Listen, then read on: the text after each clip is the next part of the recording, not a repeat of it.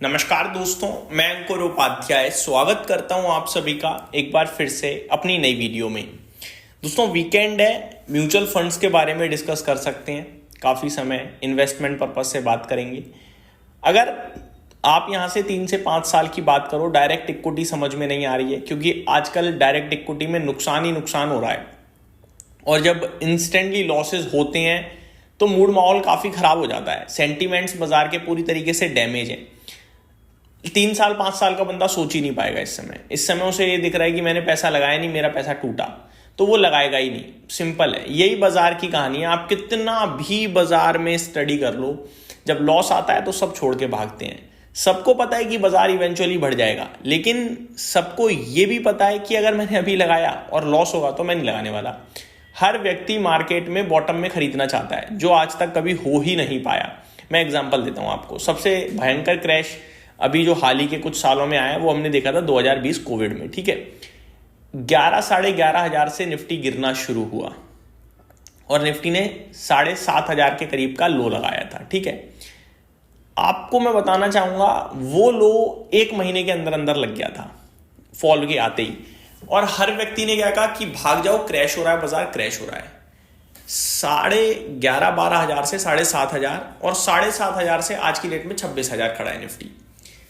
तो आज आप सोचोगे तो आप ये सोचोगे कि मैं उस समय 7,500 पे ले लेता तो सही था, समझ रहे हो। लेकिन किसी ने नहीं लिया उस समय। बस बाजार में पैनिक था, डर था, भयंकर सेलिंग का, लॉस हो रहे थे, पोजीशन कट रही थी, खूनम खच्चड़ हो गई थी, पोर्टफोलियो लोगों की बेच रहे थे सब।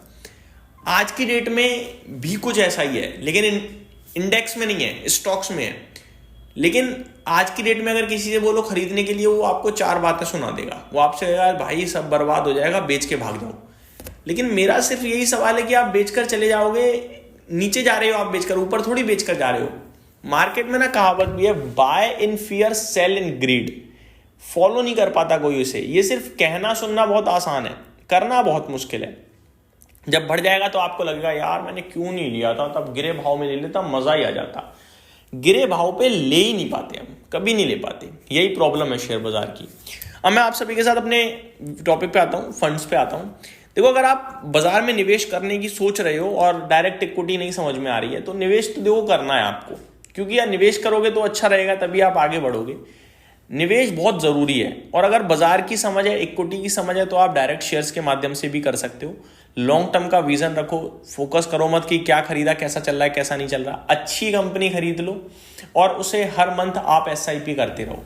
ठीक है, अपनी पोर्टफोलियो बनाओ कम से कम 10-12 शेयर्स की, डाइवर्सिफाइड फुल्ली, जिसमें रिस्क कैपेसिटी हो जाए जीरो तो नहीं होती है, बट बहुत मिनिमम हो जाती है। क्योंकि जितनी ज्यादा फोकस उतनी ज्यादा रिस्क प्लस रिटर्न, जितनी ज्यादा डाइवर्सिफाइड, रिस्क भी कम, रिटर्न्स भी कम। ठीक है जी, सेक्टर्स की टॉप कंपनी खरीद लो, रिस्क खत्म, केवल रिटर्न्स की प्रोबेबिलिटी रह गई। और उनको गिरावट में डर के बिना डरे सिर्फ एवरेज करते रहो। ये इक्विटी का फॉर्मूला मेरी तरफ से सिंपल है आपके लिए।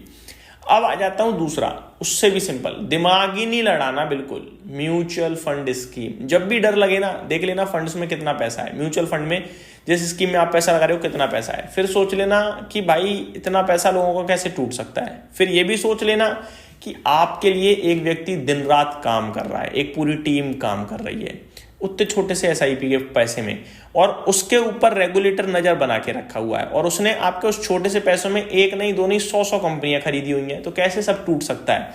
तो आपका जवाब आएगा कुछ नहीं हुआ, बाजार खराब है, वापस ऊपर आ जाएगा। अब म्यूचुअल फंड में भी ना इस समय बहुत खिचड़ी सी पक गई है। आपके लिए फंड नहीं है, दावत है, ऐसे मतलब अलग अलग बहुत सारी वैरायटी है। अब आपको समझ में नहीं आता क्या लूं, तो ज्यादातर बाजार में फेमस है फ्लेक्सी कैप, क्योंकि वो फ्लेक्सी नाम में ही आ रहा है। आपका पैसा गया, फंड मैनेजर के पास पूरी पावर आ गई, कहीं भी लगा दिया उसने, पैसा बन जाएगा। सिंपल ये तरीका है। ठीक है, लेकिन मैं कहूंगा अगर आप 3 साल प्लस का व्यू रखते हो, अगर आप 1 आध साल का व्यू रखते हो तो आप फ्लेक्सी कैप में जाओ, कोई दिक्कत नहीं।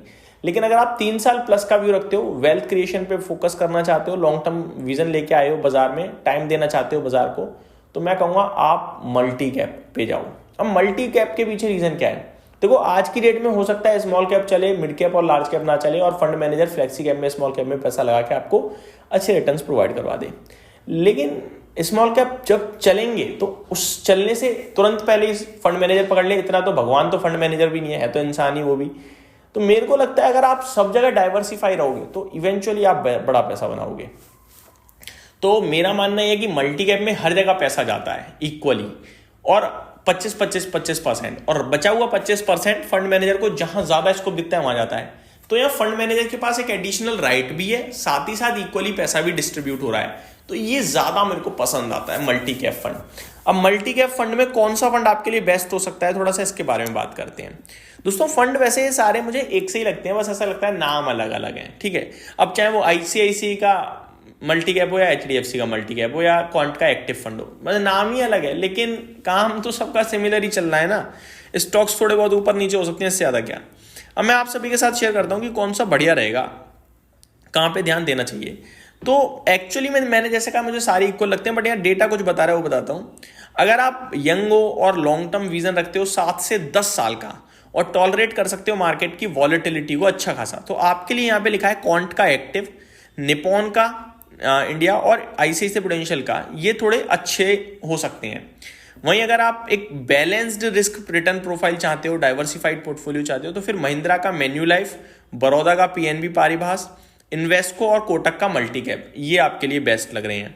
अगर आप एक सेफ्टी यानी कि आप रिटायरमेंट की एज पे हो और आप फिर भी लिक्विडिटी, ये डायरेक्ट इक्विटी रिलेटेड इन्वेस्ट कर रहे हो और थोड़ा सेफ चाहते हो, तो फिर आप कहीं ना कहीं ICICI प्रूडेंशियल का मल्टी कैप चूज कर सकते हो। ये थोड़ा सा सेफ टाइप दिखता है। वहीं निपॉन इंडिया का मल्टी कैप भी सेफ दिखता है, क्योंकि इसमें एक तो बहुत बड़ा फंड साइज है इनका, ठीक है। दूसरा, इनमें आसानी से बाइंग से लिक्विडिटी की कमी नहीं है, मतलब कि, बट हमारा इतना सा पैसा, उसमें लिक्विडिटी की कमी कहीं भी नहीं होगी। तो ये कुछ तरीके हैं जहां पे आप ध्यान दे सकते हो मेरे हिसाब से।